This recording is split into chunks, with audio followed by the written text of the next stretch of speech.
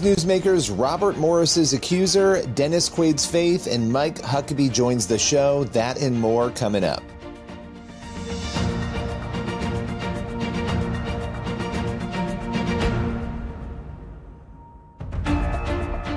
Welcome to Newsmakers, a show where we go behind the headlines each and every week to bring you interviews with pastors, entertainers, politicians, and other notable news figures. On today's Newsmakers, we start with actor Dennis Quaid. He's joining us to talk all about his faith, politics, and what it was like to portray Ronald Reagan in the new film Reagan.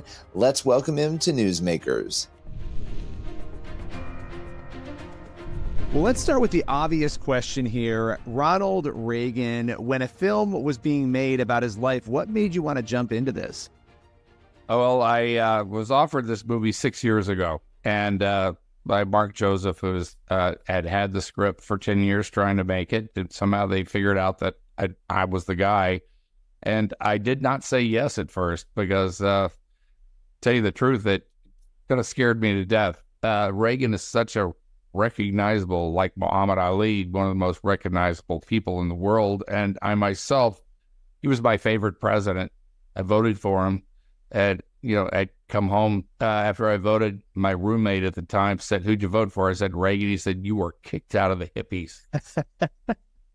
Yeah, in Hollywood, was that a popular decision? I would imagine it wouldn't be the most popular decision, at least in your line of work. Things were a little bit different. You could actually say that you had voted for Reagan and you weren't canceled. But it was, it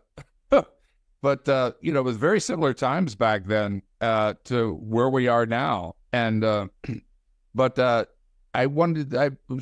frightened me doing him, because I didn't want to do, Reagan's on videotape. I didn't want it to be a history lesson or impersonation. I wanted to find the human Reagan and who he was as a person. And I went to the Reagan Ranch. I was invited there. It's not open to the public. It was the Western White House, that you used to see where he received the Queen and stuff like that. And I drove up 5 miles of the worst road in California to get there. And you get to the top and I come out through the fence and see the place. And I realized that Reagan was a very humble man. And just looking at the place, you can feel him there. He really did do all the work that was there. The house that was the Western White House was barely 1,100 square feet, barely a 2-bedroom house. And they had a king-size bed, but it was 2 single beds that were zip tied together. That's when I said yes, because I could kind of feel his core. Yeah, well, and you dive into this. This is not an easy role to play, a person who people remember because it wasn't that long ago, a person people can watch, and you have to sort of replicate who that person is. What was the toughest part about preparing to play him? Well, first off, I felt all those things, sense of judgment, because everybody has a feeling about him, whether negative or positive. And it's just fear went down my spine. And usually that fear is a sign that I should do that, get out of my comfort zone. But it was, the first The Voice. I had 2 years to really prepare for the role, and just diving in about talking to people who knew him, and looking kind of further behind the history and behind the scenes, which I think our movie really does. You get to be a fly on the wall, and all those the events that during his presidency, and stories from his life, you get to kind of pull back the curtain and see. Reagan, two things I felt like we were the same about is we both have sunny dispositions, or 3. We both don't dye our hair. And the other thing was that we're both actors. And I really came to really realize that Reagan felt like, I think, a failure as an actor in a way, because he never got to that place that he was aiming for.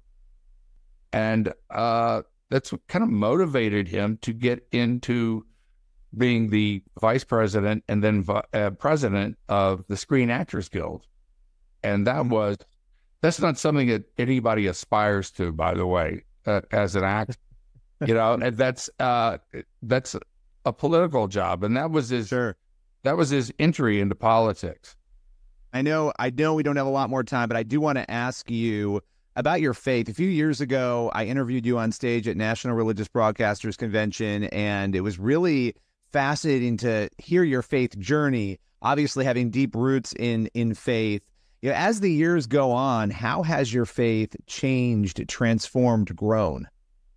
Well, I think more than anything else, over the last 30 years, it took me a while because, I was, for those that don't, know my faith journey, I don't expect everybody to follow it. But, I grew up in the Baptist church, and I became disillusioned with what I call churchianity in my teens at a time. And I, got into Eastern philosophy, which led me into Buddhism. And then I read the Quran. I read the Bible cover to cover. I read the Dhammapada, the Bhagavad Gita, all that.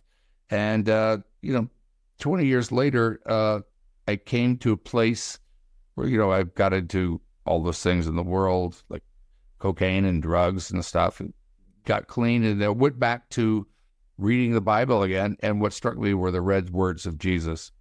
That was the thing that got me headed. That led me to a personal relationship with Jesus Christ. That's what is really different about my faith, and what you cannot find any other place is that relationship with him. Absolutely. And it's an incredible thing, and it's amazing that you and others are speaking out. I feel like we're seeing more and more actors actually sharing that and being really open about it, and it's amazing. The movie is Reagan. Dennis Quaid, appreciate your time today. Yeah, August 30th. Tickets are on sale now, by the way, if you want to reserve one. You can go to Reagan.movie for more information on the film, which releases nationwide August 30th. We'll be right back with more Newsmakers in just a moment.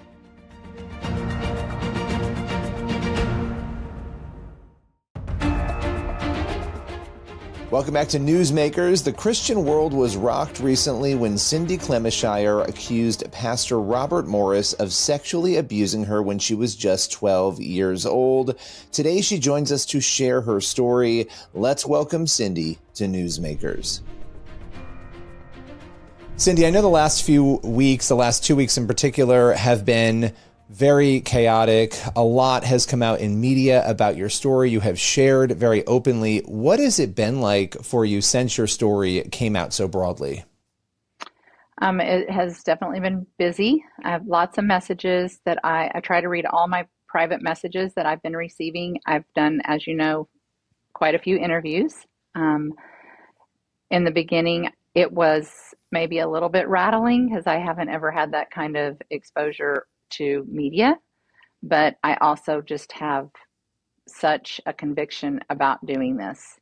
So I have had an incredible amount of support, and I think that's what's kept me going. So yeah, and you have shared over the years, you have told people your story over the years. This obviously is a different level of that because it's been picked up by many outlets. As you said, you've done a number of interviews. What changed in you, and maybe nothing did change, but what led you most recently to share so openly, knowing that it was going to have a bigger footprint this time? Well, like you said, I have been sharing. I think I started out just when I was in my 20s, sharing with friends, or, when something might come up, share my story, not even fully grasping what my story was at that time, and really dug into counseling and just focused on trying to understand what happened to me because of the connection with Robert and Debbie and the family closeness and friends, along with church.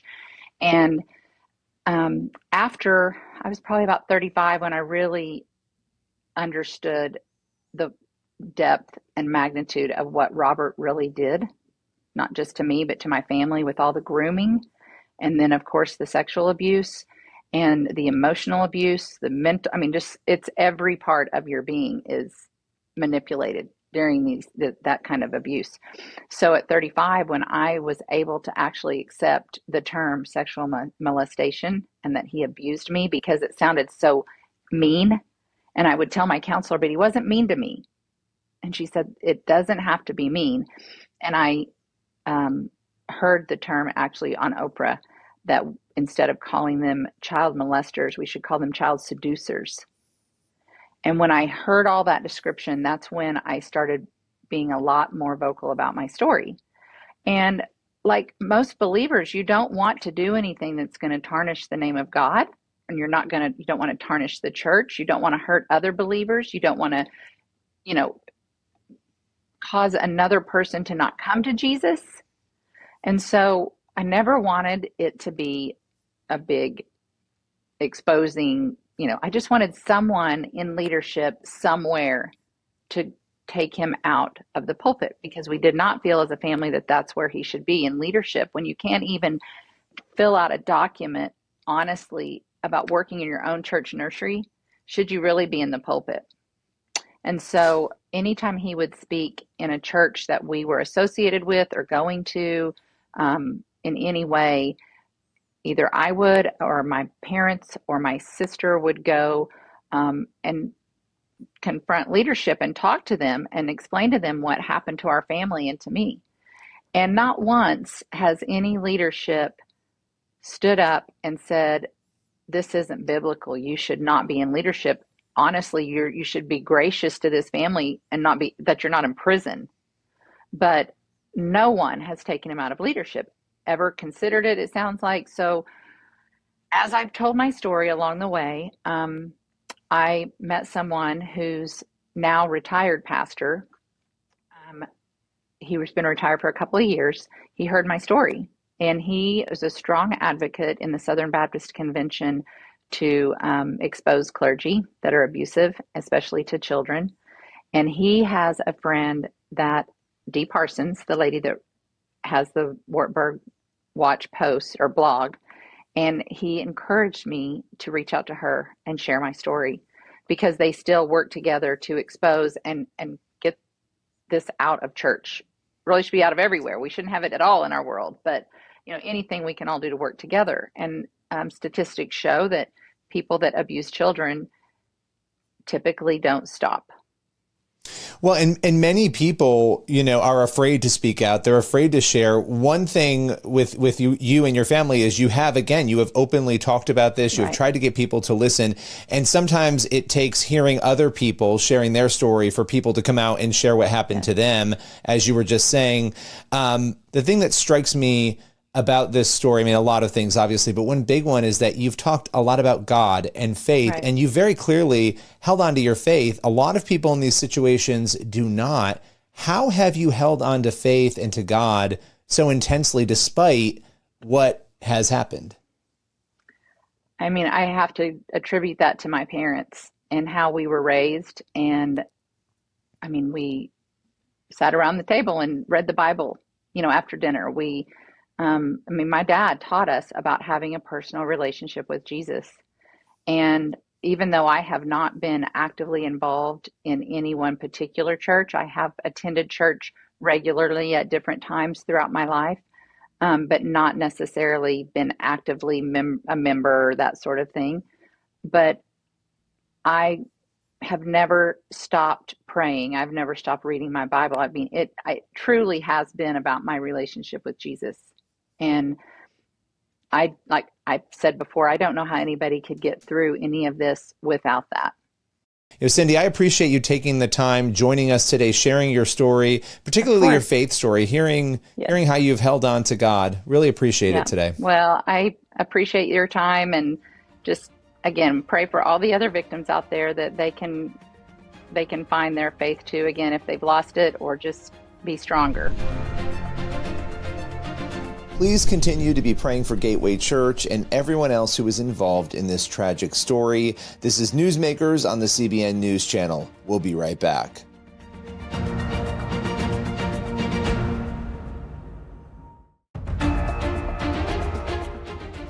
Welcome back to Newsmakers on the CBN News Channel. For our final segment, we caught up with Mike Huckabee, and we chatted about politics, American culture, and what most concerns him about what could happen in the 2024 election. Let's welcome Mike Huckabee to Newsmakers.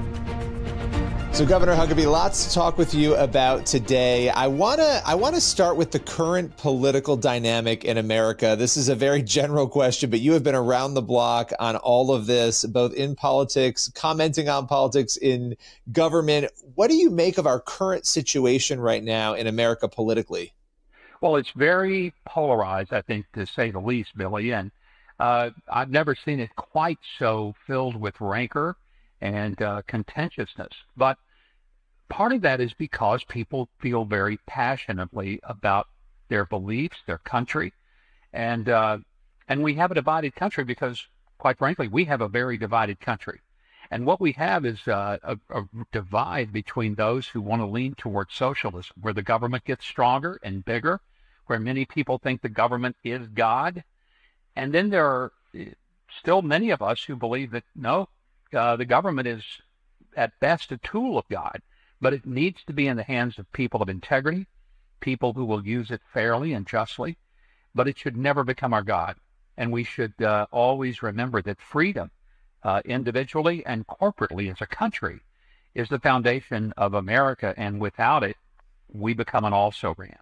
So part of the passions that we see are passionate feelings that come from what is now a big divide. And let me just add this.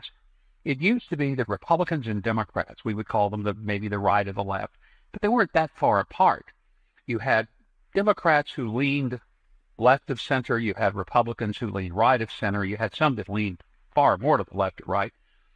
But overall, even the political parties, they weren't so far apart that they couldn't find some common ground. We're living in a time now where it's hard to find common ground with people who believe that we're an evil country, who believe that we're racist, who believe that America was built on stealing land from people to whom it belonged, and therefore we should give it back.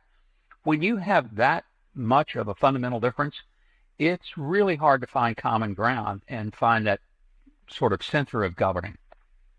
What is your biggest worry? You know, let's say November comes and Trump doesn't win. From your perspective, what is your biggest fear?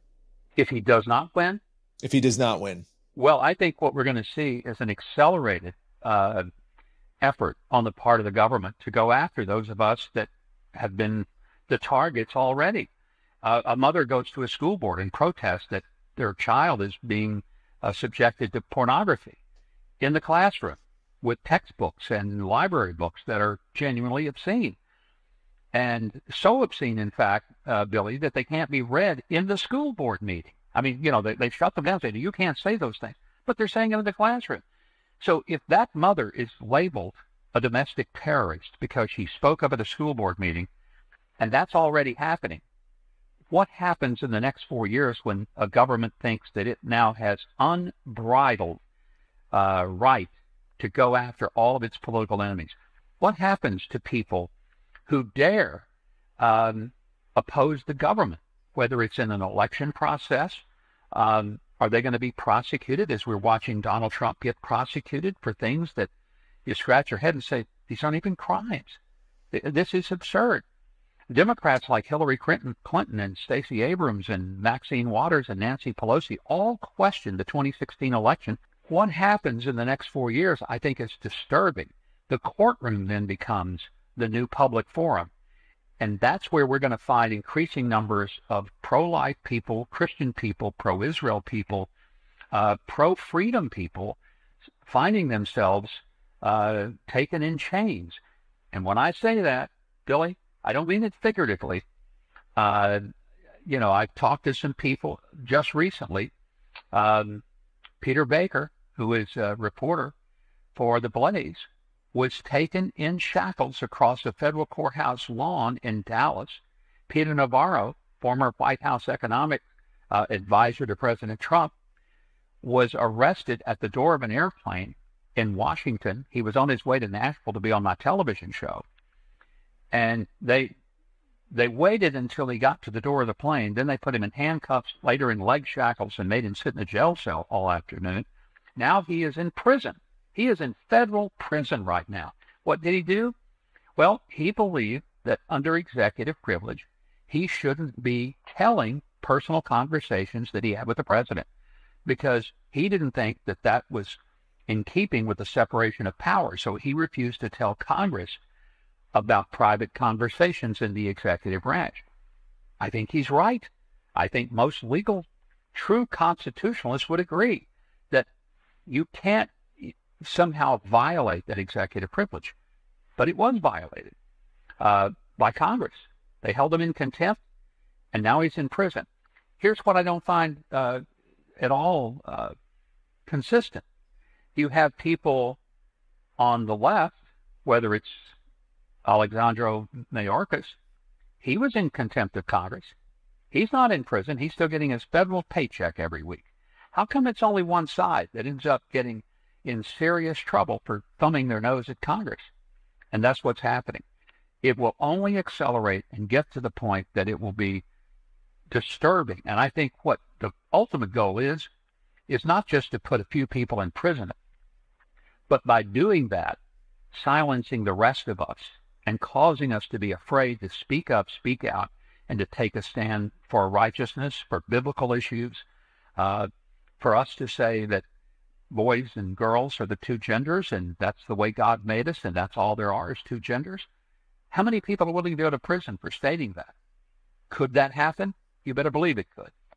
I appreciate you taking the time today to break down some of these big issues, and looking forward to having you back again very soon.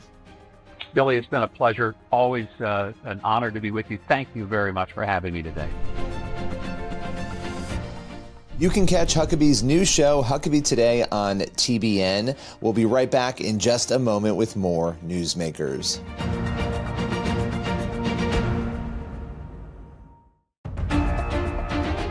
That's all for today's Newsmakers. Thank you for watching, and be sure to head over to the CBN News YouTube channel. That's where you can watch the full interviews that you saw on today's episode. Plus, you can check out our new daily Newsmakers podcast. Monday through Friday, we feature one full interview every single day. Be sure to subscribe on your favorite podcast platform. As for this show, we'll see you next week.